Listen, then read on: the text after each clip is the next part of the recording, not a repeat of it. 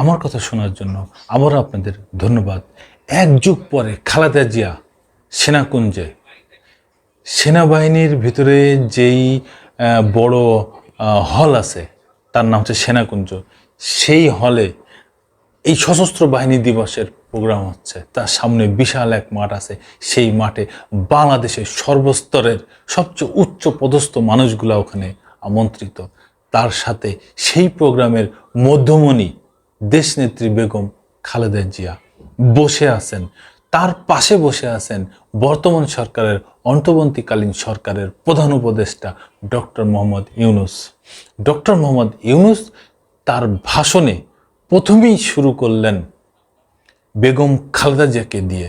তিনি বলতেছেন, তিনবারের সাবেক প্রধানমন্ত্রী এবং রাষ্ট্রনায়ক জিয়ার রহমানের স্ত্রী, বীর মুক্তিযোদ্ধা জিয়ার রহমানের স্ত্রী বেগম খালেদা জিয়াকে পেয়ে আমরা আনন্দিত, আমরা গর্বিত, এই কথা বলতেছেন ডক্টর মোহাম্মদ ইউনূস। এবং তার রোগ মুক্তি, আশু রোগ মুক্তির কামনা করতেছেন যেন সেটা ভালো হয়ে যায়। ডক্টর মোহাম্মদ ইউনূস তার ভাষণে এই কথাগুলো বলতেছেন। সারা বাংলাদেশের মানুষ এটা দেখলো, জানলো এবং আনন্দিত হলো যে কেননা এই খালেদা জিয়া দীর্ঘ টানা 6 বছর, তিনবারের প্রধানমন্ত্রী তিনি সাবেক, তিনি জেলখানায় আটকা ছিলেন, আজকে তিনি মুক্ত। শুধুমাত্র শেখ হাসিনার হিংসার কারণে তিনি এই জেলখানায় আটকা ছিলেন। আজকে বীরের বেশে খালেদা জিয়া এই সশস্ত্র বাহিনী দিবসের মধ্যমণি। আর শেখ হাসিনা কোথায় রে ভাই? দর্শক বন্ধুরা, আপনারা কি জানেন শেখ হাসিনা কোথায়? যদি জেনে থাকেন অবশ্যই আমাকে কমেন্টসে জানাবেন। এই বিষয়ে যুগান্তর একটা নিউজ করছে, কি বলছে একটু জানি।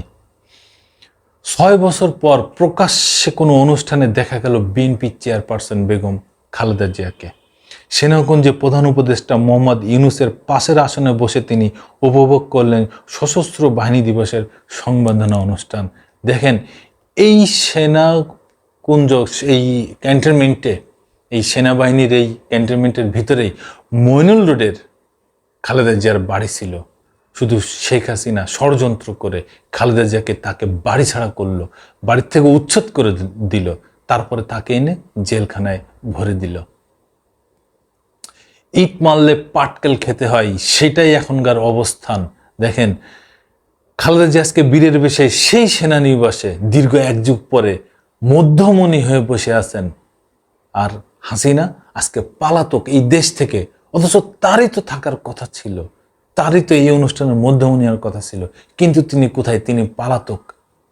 তিনি যে অহংকার করেছিলেন, তিনি যে নির্বোধের মতো কাজ করেছিলেন, এই ছাত্র জনতা জুলাই আগস্টে যে নির্মম অত্যাচার চালিয়েছিলেন, এই ফ্যাসিস্ট সরকার, শেখ হাসিনার সরকার, আজকে দেখেন 2024 সালের 5 আগস্ট ছাত্র জনতার অভ্যুত্থানে তিনি এই দেশ ছাড়া, তিনি পালাতক।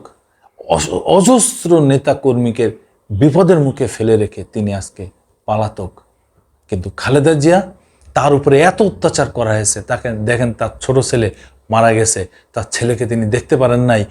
তারেক রহমান তাকে সেই 1 যুগ আগে, 15 বছর আগে তাকে এই দেশ থেকে অত্যাচার, নির্মম অত্যাচার করে বের করে দেওয়া হয়েছে।